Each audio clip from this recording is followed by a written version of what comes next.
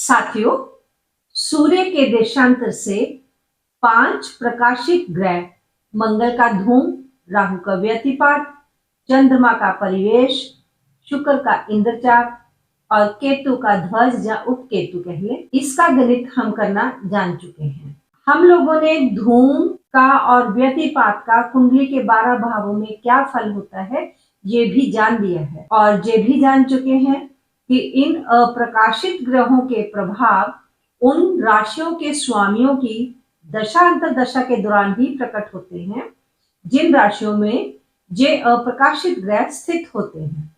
इसके अतिरिक्त ये अप्रकाशित ग्रह जिन ग्रहों के सबसे निकट होते हैं उनकी दशा के दौरान भी इनके प्रभाव प्रकट हो सकते हैं।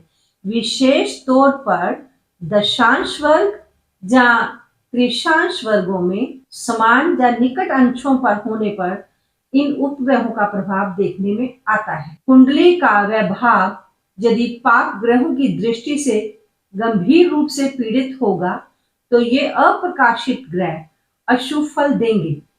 कुंडली के किसी भाव में इन अप्रकाशित ग्रहों के होने मात्र से ही फल अशुभ नहीं हो जाएगा।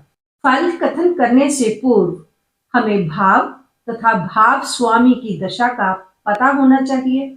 यदि ऐसा भाव जिसमें जो अप्रकाशित ग्रह हैं वह अपने भाव स्वामी की दृष्टि से अच्छी तरह मजबूत है तो उस स्थिति में किसी भी प्रकार का दोष उत्पन्न नहीं कर सकते।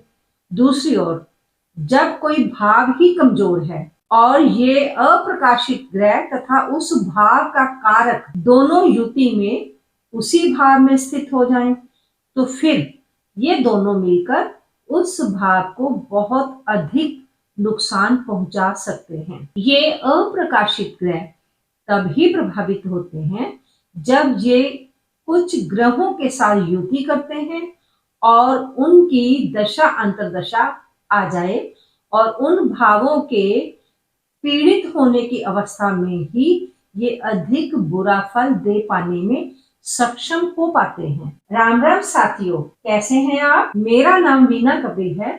ज्योतिष क्यूरी चैनल पर आपका हार्दिक स्वागत करती हूँ। आज हम अप्रकाशित ग्रहों में से तीसरे नंबर के परिवेश नाम के अप्रकाशित ग्रह के फल कथन पर चर्चा करने वाले हैं। परिवेश चंद्रमा का अप्रकाशित ग्रह है।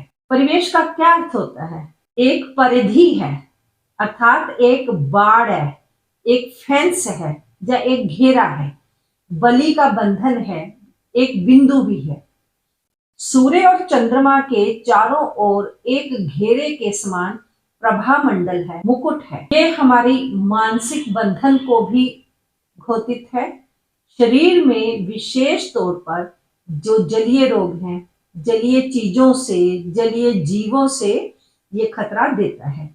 जिस भाव, जिस राशि या जिन ग्रहों के साथ होता है उनसे संबंधित जो अंग होते हैं उनमें तकलीफ देता है। यदि अप्रकाशित ग्रह परिवेश अर्थात परिधि का संबंध लगन लग्नेश से होता है तो जातक को लीवर का रोग हो सकता है, किडनी की समस्या उत्पन्न हो जाती है, जलोदर रोग हो सकता है, जल से दुर्घटना हो सकती है या फिर पेट में पानी भर सकता है, धातु की बीमारी होना या फिर जल में डूबने का भय रहना।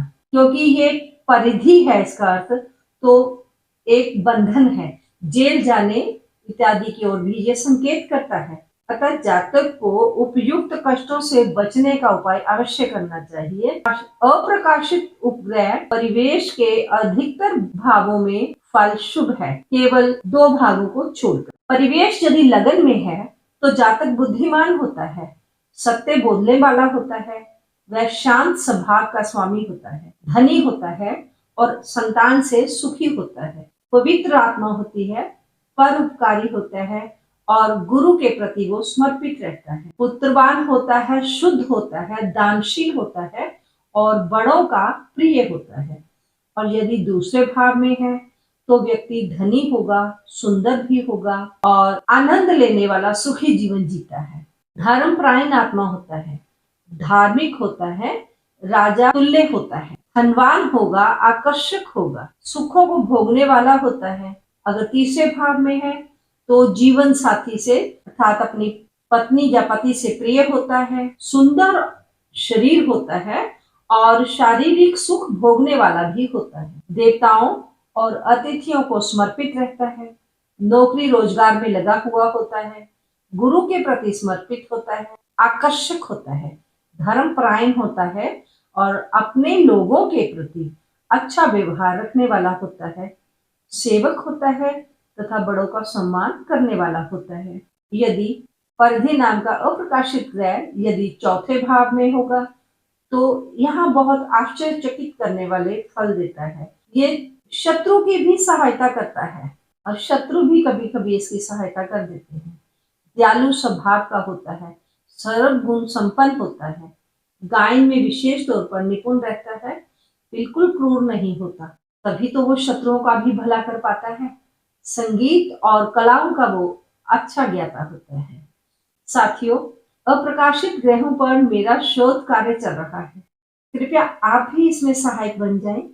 जो तथ्य बता रही हूँ वे कहाँ तक सही घटित होते हैं जाकि होते ही नहीं है, कृपया आप अपनी कुंडली में लगाकर मुझे बताने का कष्ट करें। और यदि आपके पास कोई अन्य अधिक अच्छा सोर्स है तो कृपया उस सोर्स का नाम मुझे भी बता दें। और मेरी तुच्छ बुद्धि में जैसा ज्ञान था मैंने भरसक प्रयास किया, वो ज्ञान आप तक पहुंचा रही हूँ। साथियों, आशा करती हूँ कि जानकारी आपको अच्छी लग रही होगी। यदि जानकारी आपको अच्छी लग रही हो तो कृपया इसे लाइक करें और शेयर भी करें ताकि बाकी ज्योतिष प्रेमियों तक यह जानकारी पहुंच सके। और यदि आप इस चैनल पर आज पहली बार आए हैं तो कृपया चैनल को सब्सक्राइब कर लें ताकि समय समय पर ज्योतिष संबंधी बहुमूल्य जानकारी आप तक पहुंचती रहे। और यदि आप कुछ पूछना चाहते हो या आपका मुझे देने के लिए कोई सुझाव है तो कृपया कमेंट अवश्य करिएगा। यदि पांचवें भाव में अप्रकाशित ग्रह परिवेश होगा, यहाँ भी उसका फल अच्छा ही मिलने वाला है। वो अपने जीवन साथी द्वारा पसंद किया जाता है, वह गुणवान होता है, वैभवशाली होता है, स्नेही होता है, सबसे प्यार पाने वाला होता है, धनी होता है और एक शिष्ट व्यक्ति होता है। विवाह के बाद वो और भी अधिक सफल होता है, धर्म का पालन करता है। यदि छठे भाव में है तो व्यक्ति प्रसिद्ध होगा, धनवान होगा, पुत्रवान होगा और भौतिक सुखों से संपन्न होता है।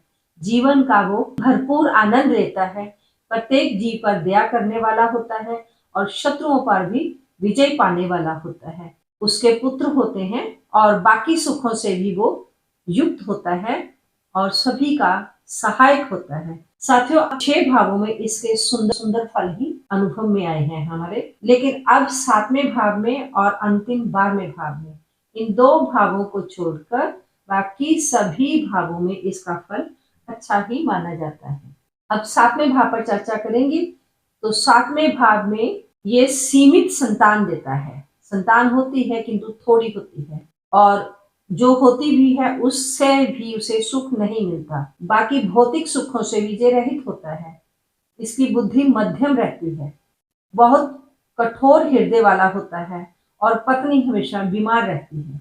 बाकी अष्टम भाव में भी इसका फल अच्छा ही है, आध्यात्मिक रूप से ये समर्पित होता है, शांतिपूर्ण स्वभाव वाला, मजबूत शरीर वाला होता है, अध्यात्म का ज्ञाता होता है, सुगठित और रोग रहित शरीर, रोगों से मुक्त शरीर वाला होता है। ये निर्णय में दृढ़ होता है, जो निर्णय एक बार ले लिया उस पर टिकता है, अपने संकल्पों पर दृढ़ रहता है, अध्यात्म पर केंद्रित होता है और शक्तिशाली इंसान होता है। यदि नवम भाव में है तो जातक तेजस्वी होगा, समृद्ध होगा, जीवन का काम सुख तो लेता है किंतु अत्यधिक वासना से रहित होता है। वो एक सम्माननीय व्यक्ति होता है, थोड़ा भी हो तो उसी में सुखी रह लेता है, संतान से भी सुखी होता है, सुंदर होता है, धनी होता है, दृढ़ स्वभाव वाला होता है, अधिकार संपन्न होता है और थोड़े में भी संतुष्ट रहता है। 10वें भाव में है तो कलाओं में पारंगत होगा, सुखों का आनंद लेने वाला होता है, मजबूत शरीर वाला, सभी शास्त्रों में निपुण होता है, आनंद लेने वाला होता है, धनी होता है, बलवान शरीर वाला और रोगों से मुक्त रहता है, दयालु होता है, इसका हृदय बहुत स्पष्ट होता है और सभी शास्त्रों में पारंगत रहता है। 11वें भाव में भी इसका अच्छा गुण फल है। ये व्यक्ति गुणवान होगा, बुद्धिमान होगा, राजा का प्रिय होता है, पत्नी जीवन साथी से सुखी होता है, अनेक प्रकार के इसमें गुण होते हैं, बुद्धिमान होता है, सज्जनों और परिवार के सदस्यों से प्रिय रहता है, पाचन संबंधी समस्याएं ही, वो भी जठराग्नि से संबंधित विकार से ही समस्या होगी। 12वें भाव में इसका फल अच्छा नहीं माना गया। इस भाव में होने से व्यक्ति बहुत खर्चीला होता है और इसी वजह से फिर वो दुखी भी रहता है। हाँ, वो दृढ़ निश्चयी होता है, यदि कोई चीज करनी है उसे एक बार उसने ठान लिया तो फिर वो अपने सोचे हुए मार्ग से हटता नहीं है, किंतु रिश्तेदारों का अपमान करता है। यहाँ हम ध्यान देंगे कि केवल 7वें और 12वें भाव को छोड़कर कुंडली के बाकी सभी भावों में परिवेश का अच्छा फल ही बताया गया है। लेकिन ये एक्टिवेट तभी होगा जब इसके साथ बैठे हुए ग्रहों की, जिस राशि में ये बैठा है उस राशि स्वामी की दशा महादशा आएगी। आज के लिए तो बस इतना ही। आपने वीडियो को यहाँ तक देखा, उसके लिए आपका बहुत बहुत धन्यवाद। कुंडली में 1 से लेकर 12 भावों तक अब हम चौथे अप्रकाशित उपग्रह इंद्रचाप की जानकारी लेंगे। उसके लिए कृपया नेक्स्ट वीडियो को अवश्य देखिएगा और तब तक आप अपना ध्यान रखें, स्वस्थ रहें, मस्त रहें, खूब खुश रहें। ओम नमः शिवाय।